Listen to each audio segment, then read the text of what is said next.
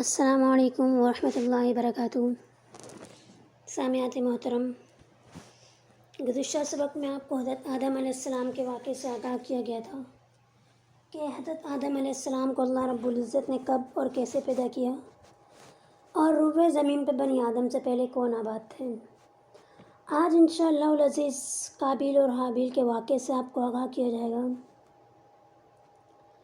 قابیل اور حابیل دونوں بھائیوں کے واقعے کا تعلق بھی حضرت آدم علیہ السلام کے واقعے سے ہی ہے۔ بڑے بیٹے کا نام قابیل ہے، اس کے ساتھ جو لڑکی پیدا ہوئی وہ نہایت خوبصورت تھی، اور دوسری طرف دوسرا بھائی حابیل پیدا ہوا، اس کے ساتھ جو لڑکی پیدا ہوئی وہ عام سی شکل و صورت کی مالک تھی۔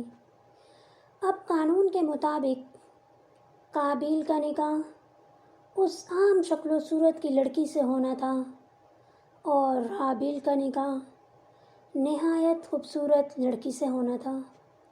لیکن قابیل کو یہ بات بہت زیادہ ناگوار گزری۔ خوبصورت لڑکی کا نام کتابوں میں اقلیمہ آیا ہے۔ قابیل نے صاف کہہ دیا اس کی شادی اقلیمہ سے ہوگی۔ اس پر حضرت آدم علیہ السلام نے فرمایا، اے میرے بیٹو، آپ دونوں اپنی اپنی قربانی پیش کرو، جس کی قربانی منظور ہو گئی اقلیمہ سے اس کی شادی کر دی جائے گی۔ قربانی کے لیے حابیل اپنے ریوڑ میں سے ایک بہترین دمبا لے کر آیا۔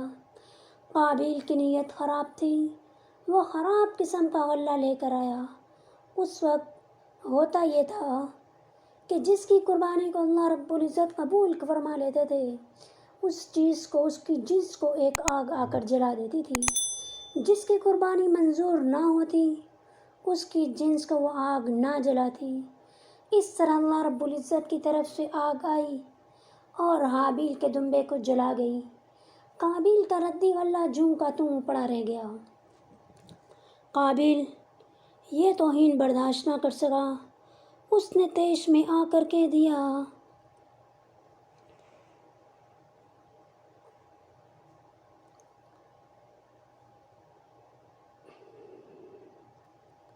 اے میرے بھائی، میں تجھے قتل کر کے رہوں گا۔ اس پہ حابیل نے جواب دیا، اللہ تعالیٰ صرف پرہیزگاروں کی قربانی قبول کرتے ہیں۔ اگر آپ نے مجھے قتل کرنے کے لیے میری طرف ہاتھ بڑھایا، میں پھر بھی آپ کی طرف ہاتھ نہیں بڑھاؤں گا۔ بے شک میں اللہ رب العزت سے ڈرتا ہوں جو ساری مخلوق کا رب ہے۔ قابیل نے حابیل کی باتوں کی طرف کوئی توجہ نہ دی اور موقع کی تلاش میں رہنے لگا۔ آخر اسے موقع مل گیا۔ حابیل جنگل میں ایک پتھر پر سر رکھے سو رہا تھا۔ قابیل آیا، اس نے ایک اور پتھر اٹھا کر اس کے سر پر مار دیا۔ اس طرح اس نے اپنے بھائی کو قتل کر دیا۔ یہ زمین پر سب سے پہلا قتل تھا۔ قتل تو اس نے کر دیا، اب اسے یہ معلوم نہیں تھا کہ لاش کو چھپائیں کیسے۔ اس وقت تک حضرت آدم علیہ السلام کی اولاد میں سے کوئی فوت بھی نہیں ہوا تھا۔ قابیل پریشان تھا، اب کیا کریں؟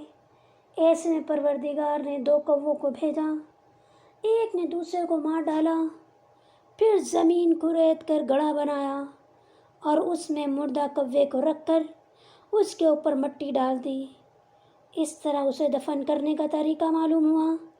قابیل نے اپنے بھائی حابیل کو قتل کر دیا، لیکن قتل کر کے وہ بہت پچھتایا۔ حضرت عبداللہ ابن مسعود رضی اللہ تعالیٰ عنہ کی روایت ہے، آپ صلی اللہ علیہ وسلم نے فرمایا، دنیا میں جب بھی کوئی ظلم سے قتل ہوتا ہے تو اس کا ایک گناہ آدم علیہ السلام کے بیٹے قابیل کی گردن پر ضرور ہوتا ہے، اس لیے کہ یہ وہ شخص ہے جس نے ظالمانہ قتل کی ابتدا کی اور یہ ناپاک طریقہ جاری کیا۔ پھر جس وقت آدم علیہ السلام کی وفات کا وقت آیا تو آپ نے وحشت کے پھلوں کی خواہش محسوس کی۔ کمزوری کی وجہ سے خود ان میں حرکت کرنے کی سکت نہ تھی۔ آپ نے اپنے بیٹوں سے کہا، تم خانہ کعبہ جاؤ، وہاں میرے اللہ رب العزت جنت کے پھل مانگو۔ یہ بات انہوں نے اس لیے کہی تھی کہ اس وقت جو کوئی خانہ کعبہ میں جا کر دعا کرتا تھا، دعا منظور ہوتی تھی۔ آپ کے بیٹے گھر سے روانہ ہوئے تو حضرت جبرائیل علیہ السلام دونوں فرشتوں کے ساتھ ساتھ نازل ہوئے اور بیٹوں کو واپس حضرت آدم علیہ السلام کے پاس لے آئے۔ حضرت حوا علیہ السلام نے موت کے فرشتے کو دیکھا تو ڈر گئیں اور حضرت آدم علیہ السلام کے قریب ہونے لگیں۔ اس پہ آپ نے فرمایا میرے اور میرے رب کے درمیان حائل نہ ہو۔ اب حضرت اسرائیل علیہ السلام نے حضرت آدم علیہ السلام کی روح قبض کی۔ پھر آپ نے بیٹوں سے کہا اب تم دیکھو ہم جو طریقہ اختیار کرتے ہیں ویسا ہی تم اپنے مردوں کے ساتھ کیا کرو۔ پھر فرشتوں نے حضرت آدم علیہ السلام کے غسل کے لیے خوشبوئیں ملائیں، جنت کی بحری کے لائے ہوئے پتوں والے پانی سے آپ کو غسل دیا۔ پھر بہشت کا کفن حضرت آدم علیہ السلام کو پہنایا گیا۔ آپ کی اولاد نے جنازہ اٹھایا، خانہ کعبہ میں لے گئے۔ حضرت جبرائیل علیہ السلام نے نماز جنازہ پڑھائی۔ انہوں نے نماز جنازہ میں 4 تکبیریں پڑھیں۔ مٹی ڈالنے کے بعد قبر کی شکل اونٹ کی کوہان جیسی بنائی گئی تھی۔